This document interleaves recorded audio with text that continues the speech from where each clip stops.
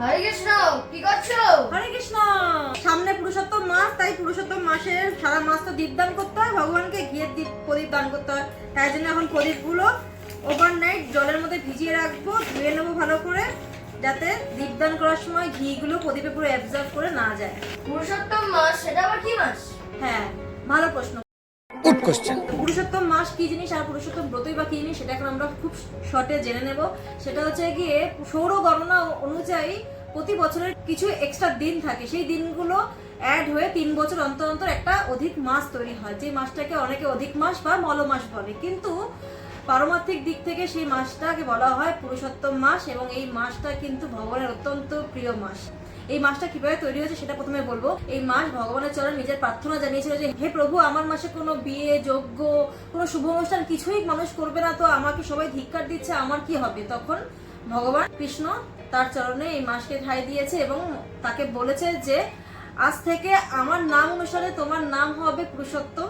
তো তখন থেকে এই অধিক মাসের নাম হয়ে গেছে পুরুষোত্তম মাস। আর ভগবান এমনটাও বলেছেন যে যে ব্যক্তি এই মাস নিষ্ঠা সহকারে পালন করবে তার পারমার্থিক উন্নতি হবে এবং সে অন্তিমে ভগবত ধাম ফিরে আসবে।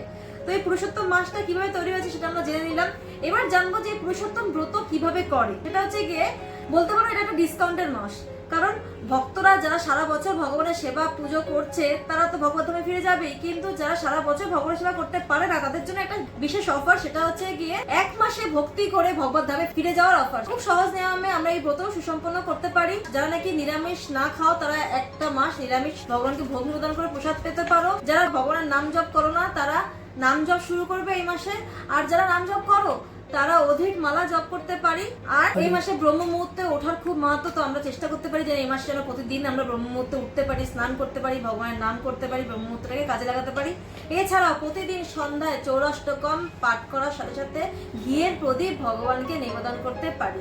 ব্যাস, এই সহজ উপায়, শুধুমাত্র ব্রহ্ম মুহূর্তে ওঠা, অধিক হরিনাম জপ করা, নিরামিষ আহার করা আর ভগবানকে একটা প্রতিনিয়ত একটা ঘিয়ের প্রদীপ দান করার মাধ্যমে আমরা 1 মাস পুরুষোত্তম ব্রত করে অন্তিমে ভগবত ধামে ফিরে যেতে পারি, যেটা শুরু হচ্ছে আগামীকাল 17 মে থেকে 15 জুন অবধি। তো চলো এখন আমরা পুরুষোত্তম ব্রত শুরু করব। পুরুষোত্তম ব্রত কি?